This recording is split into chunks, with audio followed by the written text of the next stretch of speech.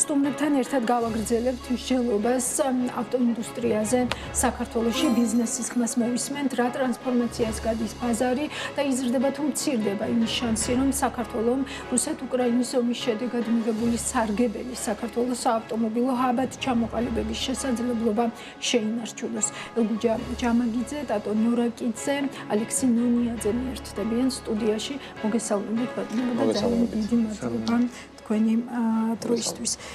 ბატონო ელგუჯა, თქვენთან დავიწყებ საუბარს, აი რა არის ყველაზე მნიშვნელოვანი ტენდენცია, რასაც ერთის მხრივ აჩვენებს ეს რიცხვები და სტატისტიკა, რაც მე მოკლედ მოვუყევი მაყურებელს და მეორე შემთხვევაში, რასაც არ აჩვენებს და პირიქით აი ამ რიცხვების მიღმა რჩება. მივესალმებით თქვენს მაყურებელს, ჩვენ ყველა თანამოქალაქეს. ეს პრობლემა ფაქტიურად პირველი მადლობა მინდა მოგიხადოთ, რომ BMG ერთ-ერთი ტელევიზია, რომელიც ამას აშუქებს ყისიერათაც და რეალობიდან გამომდინარე, რომ იქ შელამაზებული არაფერია. ჩვენ ბიზნესის პრობლემების შესახებ ბევრს არ უყვარს საუბარი. ჩვენ ბიზნეს კიდე თუ კონკრეტულად ხელშეწყობა არ მოხდა მთავრობის დონეზე, ეს ცოტა უძნელდება საცოცხლო არტერიის შენარჩუნება. რაც შეეხება თქვენს კითხვას, მე უპასუხებ, რომ ის რაც ფაქტობრივად ყველაზე ხელისშემშლელი ეს იყო პირველი 2013 წლის შეზღუდვა რო იყო, ეს იქიდან დაიწყო ეს ტენდენცია და მოგეხსენებათ მაშინ იმდენი რაოდენობის დილერს არ შეეხო, თან იმ კატეგორიის ავტომობილები იყო, რომელი ავტომობილებიც იმპორტზე ნაკლებად გადიოდა და შესაბამისად არ იყო ისეთი ტვირთი და არც სიმართლე რომ გითხრათ, ჩვენს დილერებს მიუხედავთ იმისა, რომ მეც საუბრობდი და ბევრი ჩემნაირი წარმომადგენელი კომპანიის საუბრობდა, რომ ეს ერთ-ერთი ხელისშემშლელი იქნება საქართველოს ტერიტორიაზე ახალი ავტომობილების ცვლილებას, გაახლების პროცესზე. ამან ჩაიარა ისე რომ დავჭით გაღებებულები და შესაბამისად მივიღეთ აპრილის უკვე ეს დაანონსებული უცბად აპრილის ეს შეზღუდვები. აპრილამდე კიდე მივიღეთ ჩვენ იგივე კომერციულ ავტოტრანსპორტზე შეზღუდვა, ზუსტად ის კომერციული ავტოტრანსპორტი მოგეხსენებათ, რომ ერთ-ერთი მნიშვნელოვანი ნაწილია მთელი საქართველოს გინდა წარმოების, გინდა შიდა გადაადგილების, გინდა შიდა გადაზიდვების, ეს ერთ-ერთი მუხტია, რომლის გარშე წარმოქმედებს ეკონომიკა. ესეც ჩათვალეს 2013 წლამდე ესეც შეიზღუდა. კარგით, რაღაცნაირად ჩვენ შევეცადეთ, გადავწყობილიყავით, გადავეწყვეთ რაღაც შევცვალეთ მიმართულებები, ავიღეთ ისეთი პრიორიტეტები ტრანსპორტის იმ მოდელებიდან გამომდინარე, რომელიც დააკმაყოფილებდა აი ამ რაღაც გარღვევას. აგერ დაგვეწია აპრილისთვის შეზღუდვა და შესაბამისად ეს დიდი პრობლემაა ამ ბიზნესისთვის. თქვენ აღნიშნეთ და ჩვენც უერთდებით იმას, რომ ეს არის ერთ-ერთი მნიშვნელოვანი უარყოფითი მნიშვნელობის მატარებელი გადაწყვეტილება, რომელმაც ამ ბიზნესს განადგურებისკენ უბიძგა. უღრმესი მადლობა ამ შესავლისთვის და მოგიბრუნდებით აუცილებლად. ტატო, აი ბევრი მიმართულებით გვისაუბრია საქართველოს შემთხვევაში, ვთქვათ, როგორი ჰაბის ფუნქცია შეიძლება აიღოს საქართველოს და რუსეთ-უკრაინის ომის ფონზე ჩვენ მივიღეთ ისეთი მოცემულობა, როდესაც ვთქვათ, ავტომობილების მიმართულებით მართლა მივიღეთ ეს ჰაბი. თან ისეთი ტიპის ჰაბი, რომელიც აი მთავარ გამოწვევას, რაზეც ხშირად ისმის ხოლმე საუბარი, რომ ვთქვათ, თუ იზრდება სექტორი, რატომ არ იზრდება კეთილდღეობა, ამას მეტნაკლებად თავისი ინკლუზიურობის გამო ფარავს, ხო? აი რით ახსნით, რატომ ამბობს მთავრობა უარს დღეს ფაქტობრივად ამ ფუნქციაზე, რატომ ჭრის იმ ტოტს, რომელზეც რეალურად ზის და ჩვენ ხედავთ, რომ ნამდვილად ზის, ხო? ექსპორტის და იმპორტის, ესე ვთქვათ, სტატისტიკაში ჩვენ ხედავთ, რამხელა წილი მოდის ჯერ კიდევ ავტომობილების რეექსპორტზე. თან ეს იმ ფონზე, როდესაც სექტორმა შეძლო და პრაქტიკულად ასე თუ ისე მოახერხა ნავიგაცია, რომ პირდაპირი ბრალდებები არ ყოფილიყო საქართველოსთან მიმართებით, რომ თქვათ ის რაიმე ტიპის საერთაშორისო სანქციებს ამ რთულ ვითარებაში პირდაპირ არ ღვევს, ხო? დიახ. პირველ რიგში მივესალმები ჩვენს მაყურებელს, ბატონ ელგუჯას, ბატონ ალექსის მივესალმები. აუცილებლად უნდა აღვნიშნო, რომ ბატონმა ელგუჯამ თქვა, რომ BMG ალბათ ერთ-ერთი პირველია, რომელიც მუდამ ინტერესდება მადლობა თქვენს ამ მიმართულებით. სანამ მაკითხვაზე გიპასუხოთ, პატარა შესავალს გავაკეთებ გუშინ რა მონაცემების გავრცელა საქსტატის მონაცემებით, რომელიც ეხება როგორც იმპორტს, ასევე ექსპორტის ნაწილს. იმპორტი 12.3%-ით არის შემცირებული, თუმცა ძალიან მნიშვნელოვანია, რომ სიფრთხილეს საჭიროებს ამ მონაცემების, ესე ვთქვათ, დაკვირვება და რატომ ავხსნი. საქსტატის მონაცემებში შესულია მანქანა, როდესაც ის გაივლის რეგისტრაციას, ანუ როდესაც უკვე მომსახურების აგენტოში ესე ვთქვათ დარეგისტრირდება. შესაბამისად, როდესაც მანქანა შემოდის საქართველოში, იმან შეიძლება 2-3 თვის შემდეგაც კი გაიაროს რეგისტრაცია. შეიძლება 6 თვის მერე. შესაბამისად, ეს მერე წამოგვეწევა კიდევ მოსავალს შემდეგ ავიღოთ ჭყალებში, რო ვთქვათ. ჩვენს ხელთ არსებული ინფორმაციით 12.3-ის ნაცვლად დაახლოებით 30-დან 50%-მდე შეიძლება იყოს შემცირებული იმპორტის რაოდენობაც კი, რომელიც კიდევ ერთხელ ვიძახი, რომ მესამე და მეოთხე კვარტალში უფრო მეტად დაგვეწევა. ასევე ვისაუბრებ ექსპორტის ნაწილზეც, რეექსპორტის ნაწილზეც, რომელიც ასევე მნიშვნელოვანია. ზოგადად პირველი და მეორე კვარტალი ყოველთვის ეს ჩავარდნილი კვარტალია ხოლმე და მესამე მეოთხე კვარტალში უფრო წამოვა ხოლმე გააქტიურება, თუმცა მნიშვნელოვანია ის, რომ ახალი ბაზრები გააქტიურდა, რაღაც ბაზრები შემცირდა, იმიტომაც ის ბაზრები გაჯერდა, ესე რომ ვთქვათ, იმიტომ რომ ის ბაზრები, ესე რომ ვთქვათ, შევიდა საკმარისი რაოდენობა ავტომობილების და შესაბამისად გვიწევს ახალ ბაზრებზე, ესე რომ ვთქვათ, როგორც ახსენეთ ჰაბის ნაწილს. ასევე მნიშვნელოვანი ნაწილი რაც არის ის სანქციების ნაწილი, რაც ახსენეთ. მიუხედავად იმისა, რომ პირველ ადგილზე შეიძლება რეექსპორტში ახლა ირანი ლიდერობს, აუცილებლად მნიშვნელოვანია, რომ შესაბამისობის მოთხოვნა და საერთაშორისო სტანდარტები და სანქციები რაც არის, ის დავაკმაყოფილოთ და გამჭვირვალე პროცესებით ვემუშაოთ ჩვენს ვერ მოხრავს, რომ ან ჩვენი მომხმარებელი, ან კომპანია, რომელიც ჩვენთან თანამშრომლობს, სანქციების ქვეშ არ მოექცეს. ეხლა გადავალთ თქვენ კითხვაზე, რომელიც ეხებოდა ჰაბის ნაწილს. რამდენიმე დეკადა, მოკლედ ეს სფერო არსებობს საქართველოში და იმდენად დიდი გამოცდილებაა დაგროვებული საქართველოში, თუნდაც სერვისის, ავტომობილების შეკეთების ნაწილების იქნება თუ სხვა, მაგალითად აი ჩვენს მეზობელ აზერბაიჯანში ნაწილების მოძიება ფაქტობრივად ძალიან რთულია. შესაბამისად, ეს არ უნდა გავაუფერულოთ, რაც ამდენი ხანი ვაგროვეთ და ვაშენეთ. ეს ძალიან მნიშვნელოვანია. ეხლა ამას ალბათ რა სჭირდება? პირველ რიგში სჭირდება საუბარი კერძო სექტორთან, ძალიან ახლო ურთიერთობა კერძო სექტორთან სახელმწიფოს მხრიდან და მეორე რაც ყველაზე მნიშვნელოვანია, რაც ბატონმა ელგუჯამ ესე ახსნა, რომ მოულოდნელად დაგვეწიაო რეგულაცია, პროგნოზირებადი რეგულაციები არის ყველაზე მნიშვნელოვანი. ჩვენც ალბათ საქმის კურსში უნდა ვიყოთ, უნდა ვსჯელობდეთ ერთად რა იქნება ქვეყნისთვის უკეთესი, რომ არ გაუფერულდეს ეს ჰაბის მიმართულება, რომელიც ესე ვთქვათ ავაშენეთ ერთად. და ნუ ბაზრების დივერსიფიკაციას. ბაზრების დივერსიფიკაცია ბევრ რისკთან არის დაკავშირებული, რომელიც ქვედინებები აქვს ბევრი, იმიტომ რომ ჩვენს ფაქტორია ჩვენს ხელში არ არის ეს რისკები, გარე ფაქტორები, იმიტომ რომ შეიძლება ბევრი რეგულაცია შეიცვალოს სხვა ქვეყანაში, ჩვენს მეზობელ ქვეყნებში და ფაქტობრივად ამაზე ვართ ჩვენ დამოკიდებული. თუმცა ის რომ პროგნოზირებადი რეგულაციები უნდა გქონდეს და უნდა ვიმშელოთ ამაზე, რა იქნება კარგი სფეროსთვის, ქვეყნისთვის და ჩვენი მომავლისთვის, ეს ცხადია. ბოდიში ცოტა დიდი პასუხი გამომივიდა, შევეცადე რომ მოკლედ შემეფასებინა. არა, მშვენიერია შესავლისთვის კარგი პასუხია. ალექს, აი ეს -13% დაკრედიტება, რომელიც უკვე ჩანს ესების სტატისტიკაში ბანკების მხრიდან კონკრეტულად ავტოდილერების მხარეს.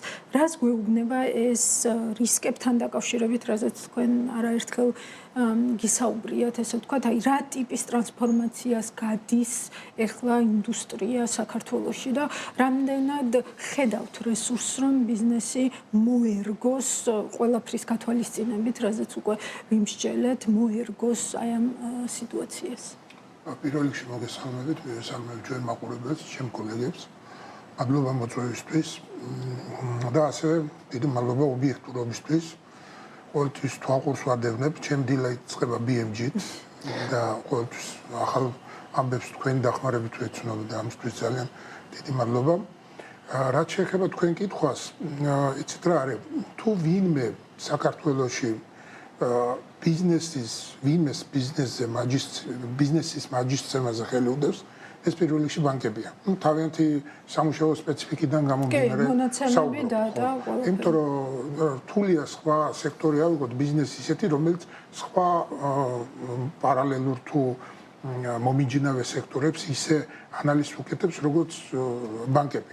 იმიტომ რომ მოგეხსენებათ დაკრედიტირება, ასე ვთქვათ, ფინანსური ბაზარი მნიშვნელოვანია ეკონომიკის ნებისმიერი ნაწილისთვის. ამიტომ როდესაც ისინი ვთქვათ, სადღაც პრობლემას ხედავენ, ეს არ არის შემთხვევით, ეს არ არის ასე ვთქვათ, ემოციებზე დაფუძნებული გადაწყვეტილება, ამას წინოძღვის მნიშვნელოვანი ანალიტიკური სამსახური. რამოდენიმე ათეულმა ავტოიმპორტიორმა მოგმართა იმასთან დაკავშირებით, რომ აი უკვე სესხის აღება გაგვიჭირდა. და როდესაც ბანკი გებულობს, რომ ვთქვათ, გვინდა ავტოიმპორტისთვის, ავტომობილის შემოყვანა, ну სესხის გაცემაზე თავს იკავებს. ეს შეიძლება იყოს გამოწვეული იმითი, რომ თქვათ ცალკეული პირები, გულისხმობ დილერები იყვნენ ცუდი საკრედიტო ისტორიის პირები, ფიზიკური პირები. მაგრამ ну ვერც იმას ვერ გამოვრიცხავთ, რომ ბანკი და თქვენ ახსენეთ, რომ 13%-ით არის შემცირებული, ბანკი ხედავს ამ პრობლემას. ბანკი თუ ხედავს ესე მასიურად და დაველოდებით ალბათ უახლოეს მომავალში მათ ანალიზს, სადაც გაშლილია ხოლმე ჩვენი ასე ვთქვათ სფერო, თუ იქაც დანამდვილებით ამოვიკითხავთ ამ ტენდენციას, რომ ბანკი ამას ესე კრიტიკულად აფასებს, მაშინ კიდე უფრო უარესად არის მდგომარეობა ჩვენ სფეროში, ვიდრე ჩვენ აქ კიდე ანალიზს ვუკეთებთ. ეს დაემატება ერთ-ერთი კიდე დამადასტურებელი იქნება იმისი, რომ ამ სფეროში პრობლემები. და მინდა გითხრათ, რომ ამას ბანკების ანალიზს, მათ შორის ეროვნული ბანკის ანალიზს პარლამენტშიც ხშირად კომიტეტზე ისმენენ და მე მინდა მიმართო აქედან ამ შემთხვევაში ქართული ოცნების დეპუტატებს და საერთოდ დეპუტატებს პარლამენტში, რომ მინდა ხშირად გაეცნონ ამ ციფრებს, მათ შორის ექსპორტისა და იმპორტის და ის ჩაქუჩის ერთი დარტყმით მიღებული გადაწყვეტილება, რა შედეგის მომტანი შეიძლება იყოს და რამდენად მნიშვნელოვანი შეიძლება იყოს, ამ ციფრებში კარგად გამოჩნდება. და მინდა რომ ეს კიდევ ერთხელ გადაიკითხონ და სანამ დროა დავფიქრდეთ ამ თემაზე, რომ პრობლემებში მქონე ყოფი დარგი კიდე ბოლომდე საბოლოოდ ასე ვთქვათ არ მოვკლათ და არ დავკარგოთ ის სამუშაო ადგილები, რაც წლების განმავლობაში ამ დარგს შეუქმნია. აი ბატონო გუჯამ თქვა რომ ასე ვთქვათ სატრანზიტო ფუნქციასთან დაკავშირებული, ჰაბის ფუნქციასთან დაკავშირებული არის ჩვენი ბიზნესი და ამიტომ აქ განსაკუთრებული მნიშვნელობა აქვსო მთავრობასთან, ასე ვთქვათ, მჭიდრო ურთიერთობას და ამის გარეშე ვთქვათ ჩვენი ბიზნესის წარმოება რთულიაო. აი რამდენად ვრცელდება ეს ვთქვათ სხვადასხვა ბაზრებთან ურთიერთობაზე მათ შორის და აი რამდენად არის ეს მნიშვნელოვანი ჩართულობა მნიშვნელოვანი ვთქვათ იგივე ამ დივერსიფიკაციის მიმართულებით, რაზეც აქცენტი დადონაც დასვა. კი ბატონო, მეც რა არის თქვენ მეორე კითხვის პირველი კითხვის მეორე ნაწილი ის იყო, რომ როგორ უნდა მოერგოს ამ შემთხვევაში ბაზარს ბიზნესი. ნეტი გზა არ აქვს ბიზნესს ამ სიტუაციაში, როგორღაც უნდა მოერგოს, წინააღმდეგ შემთხვევაში ალბათ უნდა გული დავიხუროთ და სახლებში უნდა წავიდეთ. ყველა აბსოლუტურად ცდილობს იმას, რომ არსებულ რეალობას მოერგოს. და ძალიან ძნელი იქნება ამ რეალობასთან მორგება, იმიტომ რომ ფაქტიურად ჩვენ კოზირ ხელში ჩავუგდეთ ისედაც ასე ვთქვათ მონოპოლიურ მდგომარეობაში მყოფ უცხო ქვეყნის მოქალაქეებს. ფაქტიურად ამ გადაწყვეტილებით თითქმის თუ მთლიანი არა რეექსპორტის დიდი ნაწილი, ნახევარზე მეტი, აი ესე ვაჩუქეთ უცხო ქვეყნის მოქალაქეებს, მათ შორის ყაზახებს და ყირგიზებს. ამიტომ, როდესაც ჩვენ გქონდა განხილვა იგივე მთავრობაში, ვიყავით ვესწრებოდით ამ შეხვედრებს, მათ შორის ფინანსთა სამინისტროს შემოსავლების სამსახურში, იყო საუბარი, რომ თქვენ კონკურენციაში უნდა შეხვდეთ, ეს ღია ბაზარია, თქვენ კონკურენციაში უნდა შეხვდეთ ყაზახებთან და ყირგიზებთან. კი ბატონო, შევალთ კონკურენციაში. ჯერ ერთი არასამართლიანი კონკურენცია იყო, მაგრამ კი ბატონო, შევალთ, მაგრამ რა უყოთ იმას, რაც ამ კანონით მივიღეთ, ამ გადაწყვეტილებით მივიღეთ, რომ ფაქტურად ბუნებრივ მონოპოლიაში ჩააგდო ეს ადამიანები ამ გადაწყვეტილებამ მთავრობამ. ამიტომ კიდევ ერთხელ რა თქმა უნდა, მთავრობასთან კომუნიკაცია მნიშვნელოვანია. თავის დროზე ეს ბიზნესი იმითი განვითარდა, რომ ლიბერალური საგადასახადო კანონმდებლობა იქნა მიღებული, ჩატარდა რეფორმა ყველაფერი ერთ სივრცეში და ამან შექმნა ეს ასე ვთქვათ ავტოჰაბი, თორე ეს ციდან ჩამოვარდნილი ნამდვილად არ ყოფილა და ამ ხალხის დამსახურება, სწორედ ამ ხალხის დამსახურება, რომ დღემდე ავტოჰაბი ვართ რეგიონში და მნიშვნელოვანი წელი შეგვაქვს ქართულ ეკონომიკაში. შეგვქონდა უბრალოდ მოდი დავაკონკრეტო. ხო და მომავალშიც თუ სახელმწიფოს მხრიდან ხელშეწყობა არ იქნება, ნამდვილად გაგვიჭირდება იმ ფუნქციების შესრულება, რაც აქამდე იყო. ცითრას ვაკვირდები, რომ მეზობელ ქვეყნებში ყველა ფიქრობს თავის ინტერესებიდან ამოდის, სამწუხაროდ თითქოს გამოდის, რომ ჩვენ არ ვფიქრობთ ჩვენი ინტერესებზე და პირიქით ვფიქრობ სხვის ინტერესებზე, როგორ დავაკმაყოფილოთ სხვის ინტერესები. აი, რა ვიცი, შეიძლება მე ვწდები ჩემ შეფასებებში, მაგრამ მე პიროვნულად ერთი ადამიანის შეფასება ასეთია, მე ერთ მოქალაქეს ასეთ შეხედულება ჩამომიყალიბდა, რომ ყველა ცდილობს როგორ რგოს ბაზას რაღაცა მნიშვნელოვანი კონტრიბუცია აი ამ საერთო ვაჭრობიდან წაიღოს და ჩვენ ყველანაირად ვცდილობთ რომ სხვას ხელი შეუწყოთ და ჩვენი მოქალაქეები თამაშგარე მდგომარეობაში დავტოვოთ. ადრე ვასრულებდით ტრანსფერის ფუნქციას, შემოდიოდა ავტომობილი და რატომ სწორედ აღნიშნა ბატონ გუჯემაც რომ აქ კომპლექტ ანუ ავტოიმპორტი არის ხო აქ მეორადი ავტომობილის ნაწილი ხელოსნები კომპლექსია. ხო, ეხლა არა მარტო 70%-ია ავტოიმპორტირების დარჩენილი უფუნქციოდ და რაღაც მოლოდინის რეჟიმში გავიაროთ, დავინტერესდეთ აი სახელოსნოები რაც არის აბსოლუტურად უმუშევარი არის და ნახევარი უმუშევარი, ნახევრად გაჩერებულია. იქ სხვა სერვისები და ასე შემდეგ. ელემენტარულად რომ ჩამოდიოდა ის უცხო ქვეყნის მოქალაქე, იყო პერიოდი, როდესაც ჩამოდიოდა მანქანას ყიდულობდა 3-4 დღე რჩებოდა და ბათუმში დასასვენებლად მიდიოდა და იქაც ისვენებდა და იქაც ფულს ხარჯავდა. ეს იყო ამას მოქონდა ავტოხაბს მოქონდა ფული და ეხლა ფაქტიურად შემოვიდა ავტომობილი კონტეინერით და შეიძლება ესე გაუხსნელი კონტეინერით გადავიდეს სომხეთში და ჩვენ არ ვიცი მხოლოდ ტრანზიტის შემოსავალი 350 ლარია თუ რაღაცა ის დაგვრჩა სხვა ეკონომიკაში არაფერი არ აღრჩება და გაზრდილი მაჩვენებლები ექსპორტ იმპორტის თუ რამეს მოგწევს ეს გაზრდილი მაჩვენებლები რა ვიცი პირველი მე სიამოვნებით გავალ და ტაჟ დაუკრავ მაგრამ ფაქტია რომ ეკონომიკას ეს არაფერს არ აძლევს შემოსავალს და დივერსიფიკაციის მიმართულებით ხო თურქეთი, ჩინეთი, ირანი ხო ანუ აი რასაც ეხა რიცხვები აჩვენებს სადაც ესე ვთქვათ მზარდი არის იმპორტიც და ექსპორტიც ხო როგორი ბაზრებია თვითონ ეს ბაზრები ანუ რამდენად ადვილია ამ ბაზრებთან საქმის დაჭერა ხო აი ხა ირანის შემთხვევაში ვთქვათ ბიზნესის განაც მესმის რომ რაღაც გრძელვადიანი გათვლების ამ ბაზარზე გაკეთება ამ წუთას რთულია იმიტომ რომ ერთმა გადაწყვეტილებამ შეიძლება რაღაც შეცვალოს ხო თურქეთის საზღვართან ვსაუბრობდით სანამ შემოვიდოდით ეთერში რაღაც გარკვეული გაურკვევლობებია ხო ჩინეთიც ეხა დიდი ესე ვთქვათ ხო გარკვეულობით ხო არ გამოირჩევა ამიტომ აი აქ რა გამოწვევები დგას და ბიზნესს რა შეუძლია აბსოლუტურად გეთანხმებით იმაში რომ მიუხედავად იმისა რომ ეხა შეიძლება ირანი მოწინავე პოზიციაზე იყოს მეორე კვარტლის მონაცემებით და ბევრი პროცენტით იყოს გაზრდილი თუმცა დიდ პერიოდზე ამ ქვეყანაზე დაყრდნობა ესე რომ ვთქვათ რაღაც ჩვენი ავტოხაბის სტატუსის მასზე ჩამოკიდება ჟარგონულად რომ ვთქვათ არ იქნება მართებული იმიტომ რომ იქაც შეიძლება რაღაც რეგულაცია უცებ როგორც ეხა შეცვალეს და წამოვიდნენ ესე რომ ვთქვათ წამოვიდა მოთხოვნა იგივენაირად შეიძლება ესე რომ ვთქვათ რეგულაცია შეიცვალოს და ასე რომ მასზე ჩვენი მომავლის ხედვა დაფუძნებული ვერანაირად ვერ იქნება ჩინეთი აბსოლუტურად გეთანხმებით რომ ჯერ ბლეკ ბოქსია და გასიშვილმა არ ვიცით რა როგორ იქნება ამიტომ ამ ახალი ქვეყნების, მოდი ახლად აღმოცენებული ქვეყნების მოსავალს ისევ მესამე და მეოთხე კვარტალში ვნახოთ, რამდენად სტაბილურია.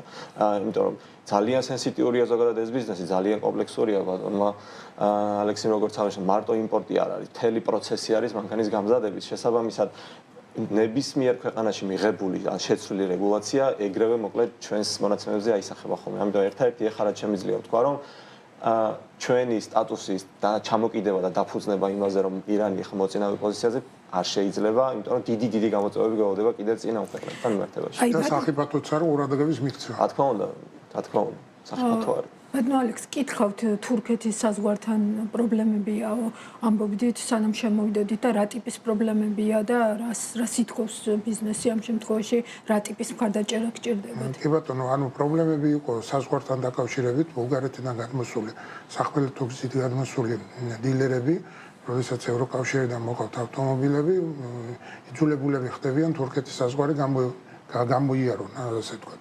მაგ შემთხვევაში საწყის ეტაპზე შეიქმნა სატვირთო ავტომობილების პრობლემა, არ უშვებდნენ, მერე დამატებითი გადასახადის გადახდის შემდეგ უკვე გამოატარეს და ისევ პრობლემებია გარკვეულწილად და ეხლა უკვე მიადგნენ მსუბუქ ავტომობილებს მიადგნენ და ჩვენი ინფორმაციით ძალიან დიდ ნაწილს არ უშვებენ. თუ მთლიან ნაწილს არა, დიდ ნაწილს მაინც არ უშვებენ.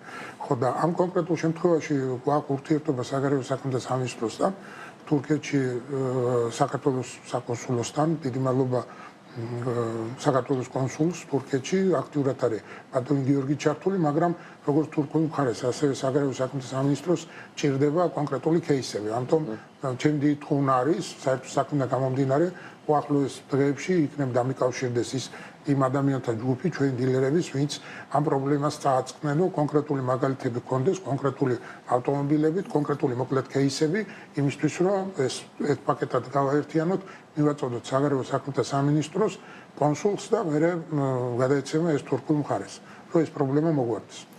მადლობა ამ განმარტებისთვის. ბატონო ელგუჯა, როგორ ფიქრობთ დღეს ვთქვათ, ყველაზე უფრო დიდი გამოწვევა რა არის? ის რაც ქვეყნის შიგნით არის და მარეგულირებელ გარემოს უკავშირდება და სხვათა შორის BHG-ის ინდექსი გამოქვეყნდა ცოტა ხნის წინ და იქ არის ზუსტად წინა პლანზე ბიზნესის წუხილებში წამოწეული სწორედ მარეგულირებელი გარემოს გავლენა და ესე ვთქვათ ამ რეგულაციების გახშირება და გართულება. და თუ თქვათ ის საგარეო ფაქტორები, რომლებიც ასევე ახდენს გავლენას თქვენი ბიზნესის წარმოებას. ეცეთ რა არის ახლა აქ ჩვენ აი რაც შიდაზეა საუბარი, რამაც გამოიწვია როგორც გვინმარტავენ პარლამენტიდან აჟღერებენ და იმის რომ რამაც გამოიწვია ამ ბიზნესის თქვათ აი ამ გაუსაძლის მდგომარეობაში ჩაყენება ეს იყო სასიკეთო ნაბიჯი იმ მოქალაქეებისა, რომელი მოქალაქეების თქვათ ვეღარ გადაადგილდებიან ქალაქში, ჰაერით გაბინძურებულია და ამით ამართლებდნენ ამ თავიანთ გადაწყვეტილებებს და შესაბამისად მოდით გადავხედოთ, გავიდა უკვე აპრილის მერე ბევრია გასული და გადით და ნახეთ. ნუ ახლა მე ვხედავ და ახლა ვინც ქალაქში მოძრაობს, ხედავს. არც საცობიმოდ დარეგულირდა. ის გარემო, რასაც თქვათ, რომ აი ჰაერი გამოსწორდა, მე ვერაფერს ვერ ვამჩნევ, იმიტომ იგივე ბუღი და იგივე რა ქვია, მტვერი და ჩვენ გქონდა აქცენტი იმაზე, რომ ყველაფერს მივესალმებით რა ჯანმრთელობასთანაა დაკავშირებული, უნდა იყოს სწორად გათვლილი, სწორად ზომირებული, რომ არ დაზარალდეს ბიზნესი და ის შეზღუდები. ეხლა რომ დაიწყო ლაპარაკი არის ისიც ვერ გაერკვინე, ზოგიერთი საერთოდ ჩახედული არ არის, მე ესე ვფიქრობ, ავტოტრანსპორტის თვითონ სპეციფიკურ ტექნიკურ პარამეტრებში, იმიტომ რომ იყო საუბარი, რომ აი ჩვენი ეკოლოგიური ის 2020-იც 6 евро 6-ია და 2014-იც евро 6-ია. ну სხვადასხვა მე ვიძახი ევროპულ და ამერიკულ მოდელებზე. რა განსხვავებაა შემოყვანის ვეღარ ხვდები თუ ჩვენ ეკოლოგიაზე და პრინციპულად ვინმეს ინტერესებზე არ ვარგებთ ამ ბიზნესს. ну არის მორგებული, აგერ მომრავლდა დამეთანხმებიან, მომრავლდა ძალიან ბევრი ჩინური, ну ახალი კომპანიები, რომლებიც ჩავათავაზობენ ჩინურ მანქანებს, იაფად, მეორად ჩინურს და არა ახალს უკვე, მეორად ჩინურს და ну არის ესეთი ხედვა, რომ მე მგონი რომ ეს იყო რაღაც გამიზნული, რაღაც ქმედება, რომელიც თვითონაც შეიძლება ვერ გაიაზრეს, მაგრამ რაღაცაზე მორგებული. ეკოლოგიაშიც და იგივე საცობებშიც მე შიდა ბაზართან ვიძახი. ვერ ვხედავ გამოსწორებას, იმიტომ ამ რეგულაციების დადებითი ჯერ არ გვიგზნია. ну დანარჩენი რაც შეეხება უარყოფით, ვიცით რომ აგერ დაასეობით თუ სადღაც 200-300 დილერი, რომელსაც ვიცნობ, ეხლა ყველას მე არ ვიცნობ, მაგრამ ყველამ ჩვენსაში რომ გადავიხედოთ, 200-300 დილერი თითო კომპანიას მოაკლდა. ეს დილერი რომ მოაკლდა კომპანიასაც შეუმცირდა ის შემოყვანა ავტომობილების და წარმოედგინეთ ეს რამდენია მთელ გლობალურ მასშტაბზე, სადღაც 2000-3000 კაცი უმუშევარი დარჩა. ამ უმუშევარი ხალხს კიდე დაუმატოთ ის, რომ წეგანაც აღინიშნა აგერ საუბრობდით, ის ჯაჭვი, რომელიც ჯაჭვთაც ჩამოყვანილი ავტომობილი მიდის მომხმარებლამდე, არის ძალიან დიდი გასავლელია. ძალიან ბევრი ვინმეა ის რგოლები, რომლებიც ქმნიან ამ ავტომობილს სრულყოფილ დონემდე და ის ხალხიც გაჩერებულია. ეს არის პრობლემა. ერთი რაც მინდა ბატონ ალექსმა აღნიშნა და მე მინდა შემოსავლების სამსახურში ჩვენ ვიყავით, აღვიქვეს მაშინ დახმარება, რაღაც მოძრაობები. ერთ-ერთი დიდი პრობლემას წარმოადგენს დილერისთვისაც, კომპანიისთვისაც უცხო ქვეყნის მოქალაქეები, რომლებიც რაღაც შეფუთული საბუთებით თუ ქმედებებით დღესდღეობით ახორციელებენ ჩვენთან ბიზნესს. აგერ ჩვენ ხშირად გვიწევს ხოლმე ინფორმაციის გაცვლა და გაჩნდა უკვე დუბაის მომავალი რაღაც დუბაის სტილის ბაზრობას ცნის ვიღაც აზერბაიჯანი არაბი ერთად. ვერ ვგებულობ თუ სახელმწიფოს უნდა ამას უნდა რეგულაციები უნდა დაუხედოს, ესე თავისუფლად შენი ქვეყნის მოქალაქე იდევნება ბაზრიდან და შემოდის უცხო ქვეყნის მოქალაქე შენს ტერიტორიაზე. აღარა მაქვს უკვე იმაზე რომ გააქვთ და ყაზახეთმა, ყირგიზეთმა სულ თითქმის რეექსპორტისა ჩაანაცვლა ფაქტიურად ქართველი დილერი და ქართველი ეს პატარა მცირე მეწარმე ბიზნესს რო აწარმოებდა ავტომობილებიდან. მე იმედი მაქვს შემოსავლების სამსახურში ახლა დაედანიშნულია ბატონი მიხეილ მაღლაკელიძე, ჭკვიანი კაცია ძალიან, ვიცნობ მას, მისი გაკეთებული სახე ბევრიც მისი მოსვლის მერე ბევრიც კაიც დავინახეთ ინფორმაციას ფლობთ და მე მგონი დაგვეხმარება ან გამოთქვამს სუნუს ბატონო ალექს რომ ჩვენ შევხვდეთ და ჩვენი გულის ტკივილი და იქნებ დაგვეხმაროს მაგაში მაინც რომ ეს რაც ქართულ დილერებს რაც დაგვჭა ის მაინც შევინარჩუნოთ რომ აი ამ დაფიქრებამდე სანამ ჩამოყალიბდება თავრობა და ის პარლამენტარები რომლებიც ფიქრობენ რომ სწორი გადაწყვეტა იქნებ შეცვალონ რომ მანამდე მაინც გადარჩეს ეს ამ ვითარებაში ბედნიერ გუჯა რამდენად აქვს ბიზნეს აი ეს მორგების დრო მორგების რესურსი გადაწყობის რესურსი, არ ვიცი, რაღაც მედეგობის შენარჩუნების, იმიტომ რომ მე რაც ახლა თქვენ გისმენთ, ანუ საკმაოდ მაღალი უნდა იყოს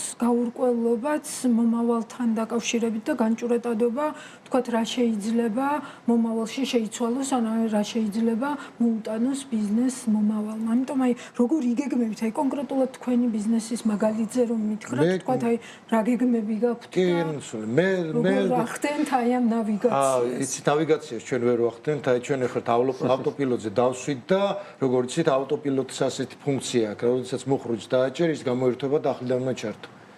ესეთი აქვს ავტოპილოტის და აი ესეთ ფუნქციაში ვართ ახლა ჩვენ დავსვით რაღაც მიმართულებით და მოხრუჭთან გვაქვს ფეხი რომ მოვასწროთ რომ რაღაც გაუგებრობაში არ გადავარდით. ესეთ მდგომარეობაშია. არ შეიძლება წეგანაც აღინიშნა, კი საუბრობ და ზუსტად სწორად მოაზროვნე და ამ სფეროში მოღვაწე ადამიანი ნათქვამი სწორი ის არის რომ თავრობამ წინასწარ უნდა გააფრთხილოს, არ შეიძლება მარტში დაანსო აპრილის შეზღუდვები.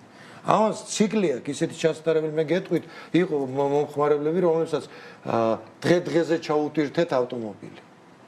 და პრობლემა აი როგორ წარმოიდგინეთ, ახლა იმ ადამიანს სულ ნაყიდია და ჩასატვირთია და 1 აპრილს უნდა ჩაუტვირთო და კი, ყველანაირად ვეცადეთ რომ ჩვენთან ვინც მუშაობს ლოჯისტიკური კომპანიები, მათმა მოგვიყვანეს და რაღაც გაწიეს სხვები და ჩვენ ქართული ბაზრის, იმიტომ რომ ჩვენთან ურთიერთობა მათ აწყობთ, ჩვენთან ურთიერთობა ცოტა მარტივია, აი ეს ძალიან გამოცდილება გვაძლევს იმის საშუალებას, რომ სწორი შეკვეთები და სწორი ურთიერთობა ჩამოვყავთ ლოჯისტიკურ კომპანიებთან და შეეცადნენ რომ ეს ჩვენი პრობლემა, რომელიც 1 აპრილისთვის უნდა შეგვიმო და დაგვეხმარნენ და ესე არ შეიძლება ამ ბიზნესს არ შეიძლება ესე დაედაკო და უცბად ერთი ადგილიდან მეორე ადგილზე გადადება, იმიტომ რომ ეს წეგანაც აღინიშნა სენსიტიურია.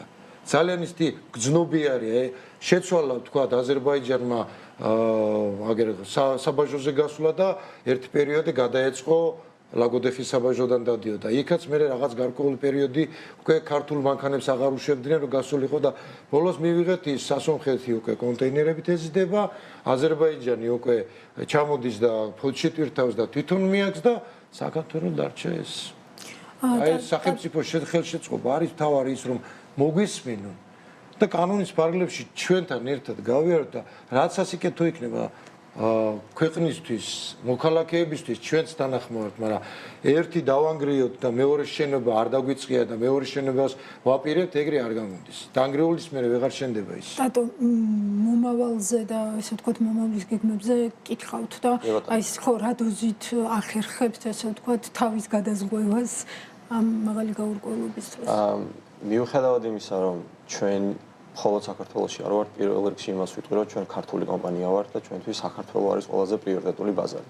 ჩვენი მომხმარებლები გვინდა რომ საქართველოში იყვნენ ბედნიერები და კმაყოფილები და შემდეგ მივხედოთ სხვა ქვეყნებს, იმიტომ რომ ეს ავტოჰაბის სტატუსი და ფუნქცია ესე ჰაერიდან არ მოსულა და არც ერთ წელიწადში არ მიგვიყია. კიდევ ერთხელ ვიტყვი, ძალიან კომპლექსური პროცესი არის და ეს არ არის მხოლოდ იმპორტი, იმიტომ რომ ძალიან ბევრი ოჯახი არის თუნდაც შეკეთებაში და სხვა რეალიზაციის პროცესში ჩართული. შესაბამისად, მომავალი ალბათ ის არის მე კიდევ ერთხელ ვიტყვი, მესამე-მეხუთე კვარტალში რომ შევხვდებით აქ და საქსტატის მონაცემებს ნახავთ აუცილებლად და მსჯელობაში შევალთ და არწმუნებული ვარ რომ სხვა სურათი იქნება, ანუ იქ წამოგვეწევა უკვე რეგულაციის ანუ უფრო მძიმე სავარაუდოდ დიახ, კი, სავარაუდოდ დიახ, იმიტომ რომ ის მანქანები, რომლებიც რეგულაციის შემდეგ შევიძინეთ, ესე ვთქვათ, ბოლომდე შემოსული შეიძლება არ იყოს და ბოლომდე შეიძლება რეგისტრაციაში გატარებული არ იყოს. ამიტომ მომავალს, რა თქმა უნდა, იმედიანად ვუყურებთ, თუმცა მნიშვნელოვანი არის საუბარი სახელმწიფოსა და კერძო სექტორს შორის. კიდევ ერთხელ გამეორდები, პროგნოზირებადი რეგულაციები, რომ ერთ თვეში არ მოგვიწიოს გადაწყობა. როგორც ბატონმა ელგუჯამ ახსენა, მარტივი პროცესი გადაწყობა ნამდვილად არ არის, იმიტომ რომ სულ ახალი მოდელები უნდა შევისწავლოთ ფაქტობრივად, რომელიც ამ რეგულაციაში ხდება, ეს უნდა აუხსნათ შემდეგ მომხმარებლებს და ამის რეალიზაციაში ჩავერთოთ. ამიტომ პროცესი ძალიან რთულია, თუმცა იმედიანად ვუყურებ იმის გათვალისწინებით, რომ შევხვდებით, ვისაუბრებთ, ვიმსჯელებთ და ქვეყნისთვის მივიღებთ სასიკეთო გადაწყვეტილებას. არა კონკრეტული ბიზნესისთვის და ერთი კომპანიისთვის. კიდევ ერთხელ ვიტყვი, რომ მიუხედავად იმისა, რომ ბევრ ქვეყანაში შეიძლება გქონდეს წარმომადგენლობა, საქართველოს, სადაც წარმოიშვა ჩვენი კომპანია, ყველაზე მნიშვნელოვანია. ჩვენი აი ეს მომხმარებლები, რომლებიც წლებია, 20 წელია მოყვებიან, ესენი უნდა იყვნენ დოლათი შექმნელები, კმაყოფილები და ბედნიერები. ბატონო ალექს, თუ არის შესაძლებელი, რა ვიცი, მაყურებელსაც რომ ვუთხრათ, თქვა ასოციაციის დღის წესრიგი როგორი არის, ანუ რა პრიორიტეტები გაქვთ და თქვენ როგორც ასოციაცია, როგორ ეხმარებით თქვენს წევრებს აი ამ გაურკვევლობის შემცირებაში? ერთ-ერთი გამოსავალი არის ახალი იმპორტისა და ექსპორტის ბაზრების მოძიება. ეს ნამდვილად გამოსავალი იქნებოდა. ამ კონკრეტულ შემთხვევაში ეს გარკვეულ ფინანსურ დანახარჯებთან არის დაკავშირებული, რომელსაც ვერც თვითონ ასოციაცია, ვერც თუნდაც ერთი დიდი კომპანია ვერ აიღებს. ამიტომ ჩვენ ვაგრძელებთ მუშაობას იმ მიმართულებით, რომ კომპანიები დავაინტერესოთ ამ თემით, უთხრათ რამდენად საჭიროა, რომ ძალები გავაერთიანოთ. აქ უკვე ერთ გემში ზის, მიუხედავად იმისა, რომ კონკურენტები არიან აღნიშნავ, ერთ გემში ზის მცირედ საშუალოდ დიდი კომპანიებიც აქ ყველა შეუმცირდა აბსოლუტურად ვაჭრობა, შესაბამისად შემოსავალი, შესაბამისად ახლო მომავალში სამწუხაროდ სამუშაო ადგილებიც და გამოსავალი იქნება ეს, რომ ერთობლივი მოქმედება ახალი იმპორტისა და ეხლა უკვე იმპორტისა და შემდგომ უკვე ექსპორტის ბაზრების მოძიება. მინდა გითხრათ დაუნიშნო, რომ თქვენ ამდენჯერმე ჩინეთი ახსენეთ და ფაქტობრივად ეს ჩინეთის ინტერესებში შედის, ჩვენ არ ვამბობთ ბოლომდე კიდე რას მიიღებს ჩინეთი. ერთი რომ შიდა ბაზარს თავისუფლად აითვისებს, როდესაც იგივე ამერიკული ბაზარი დაიკეტება და მეორე ჩვენ ვართ ცენტრალური აზიის ქვეყნებისთვის, როგორც ავტოხაბი, ალტერნატივა ჩინური ავტომობილების. წარმოიდგინეთ, რომ აქედან თუ ყველაფერი ჩაიკეტა, საიდან შევა ეს, შეიძლება დუბაიდან შევიდეს კიდე. მოკლედ შესაძლებლობების პანჯრები თუ დაიკეტა, იგივე ცენტრალური აზიის ქვეყნებისთვის ერთადერთი მოხმარება და მოთხოვნა დარჩება ჩინურ ავტომობილებს. ამიტომ ჩინეთს მთლიანად ეს რეგიონი, ცენტრალური აზიის, ახლო აღმოსავლეთის, იგივე კავკასიის რეგიონი აინტერესებს. უახლოეს პერსპექტივებში ვამბობ, ძველვადიან პერსპექტივებში შეიძლება მიზანი ევროპაც არის და ამერიკის შეერთებული შტატების ბაზარიც არის. უახლოეს სამომავლო გეგმებზეა საუბარი, რომ თავიდან ბოლომდე აითვისოს ეს ბაზრები. ვიცით, რომ რუსეთის ბაზარი თითქმის 90% ათვისებული აქვს, პრობლემას არ წარმოადგენს და ჩნდება კიდე ერთი საკითხი, მნიშვნელოვანი თემა შემოდის, რომ თქვენ გაყრით ახსენეთ, მე უფრო ყურადღებას გავამახვილებდი, ეხლა უკვე ჩინური წარმოება ავტომობილების წარმოება ინდუსტრია მივიდა იმ დონემდე, რომ არა მარტო ახალი ავტომობილები ყავთ, არამედ მეორადი ავტომობილები ყავთ. და ეხლა უკვე ახალი ავტომობილებსაც აღარ ვთავაზობენ, თავად ჯერ ჩინური ახალი და მეორე მეორად ავტომობილებს ვთავაზობენ.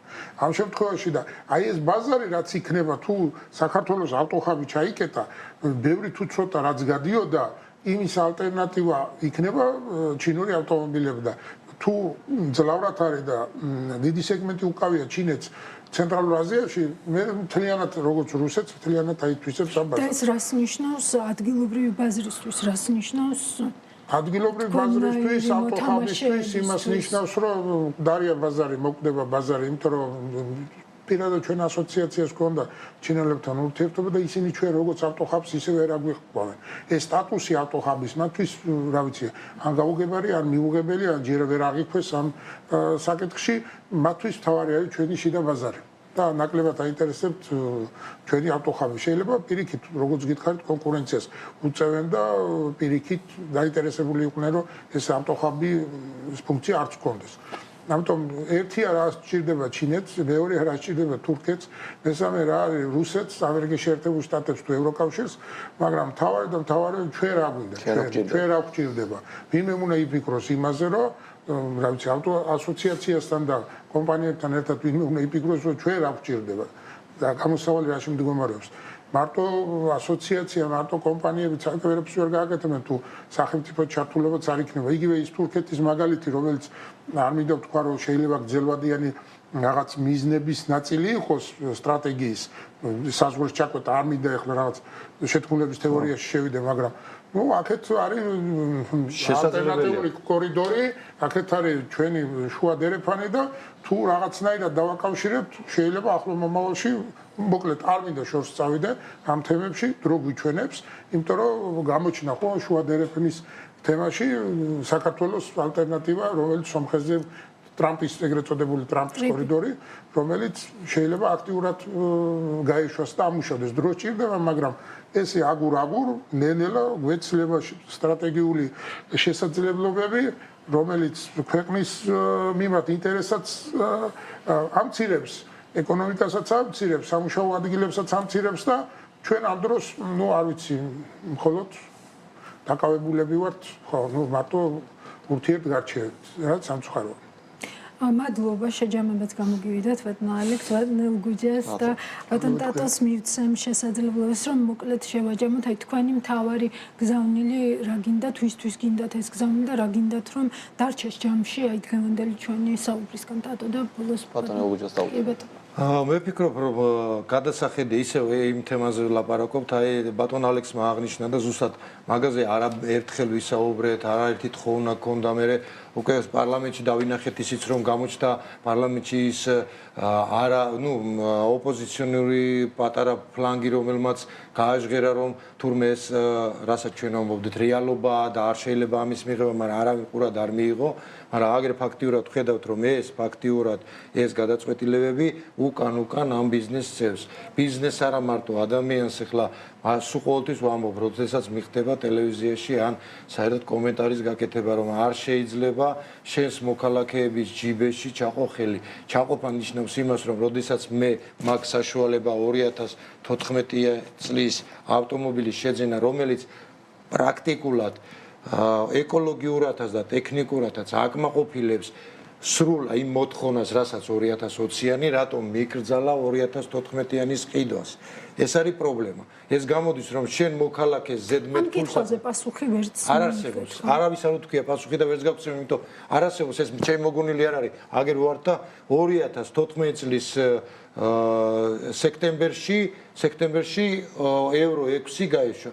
თავიდან აპელირება იყო თუ გახსოვთ იყო რომ აი ევრო 5-ის ზემოთ უნდა იყვეს და იმიტომ ზღუდავთ და როდესაც დავიწყეთ ჩვენ ამაზე საუბარი ის სულ ამოაგდეს იმიდან საუბრიდან იმიტომ რომ ევრო 5 კი არა 2014-ში ევრო 6 გამოვიდა და აღარავის აღარ უნდა უკვე იმაზე ეკოლოგიაზე ის ფარსი რომელზეც ვიღაცეები საუბრობენ ხა არ ჩამოვთ ხა ზოგი გამიზნულა და ზოგი უცოდი არ იცოდა და იმიტომ დაწერილს კითხულობდა ევრო 6 არის 2014-დან ევრო 5-ზე ქონდა სტანდარტი შეთანხმებული და 2020 წლოვნებით და რაღაცა იქ ხონგევნებით ეს არის ჩემის მოსაზრებით ეხა და დავინახავთ ნელ-ნელა აგერ საუბრობდით ატომაცად თქვა ბატონ ალექსანდრე შემოდგომაზე ვნახავთ რას მოვიმკით იმას რომ ფაქტიურად იმან რაც მიზნითაც იყო მიღებული არ იმუშავა უბრალოდ დაზარავდა მოქალაქეები და ბიზნესი სოციალური განზომილებაც მათ შორის თხოვნა რომ იქნებ დააფიქრდნენ იქნებ თუ არ შეგვეკითხებიან დაგვისწრონ მაინც და უბრალოდ ჩვენი აზრი გამოგვათქვენო ჩვენ აზრზე მარტო ჩემზე არ არის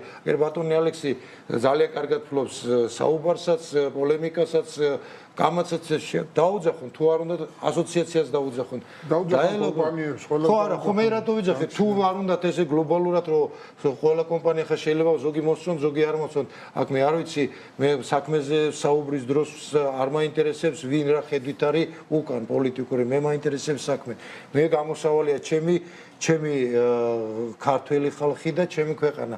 მე რასაც ვქმნი, დღესდღეობით ვერავინ ვერ მეთქვის, რომ მე რამე ან ვალში ვარ სახელმწიფოსთან, ან კიდე არასწორი მითქვია, როდის მე, რავი, 2011 წლიდან ჩემი კომპანია და არც ახლა ისე დიდი კომპანია არა ვარ, მაგრამ ანალიტიკაში სხვებს უსწრებთ, იმიტომ საუბარი რაც ჩვენ გვითქვია, ის დამდგარა 3-4 წლის მერე.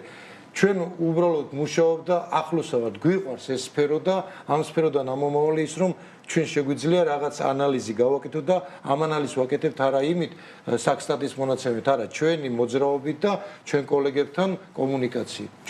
ჩვენი კოლეგების კომუნიკაცია გვაძლევს საშუალებას, რომ რაღაც ანალიზი შევქმნათ. დატო, შეგაჯერმებინებთ. მე დავამატებ მოკლედ.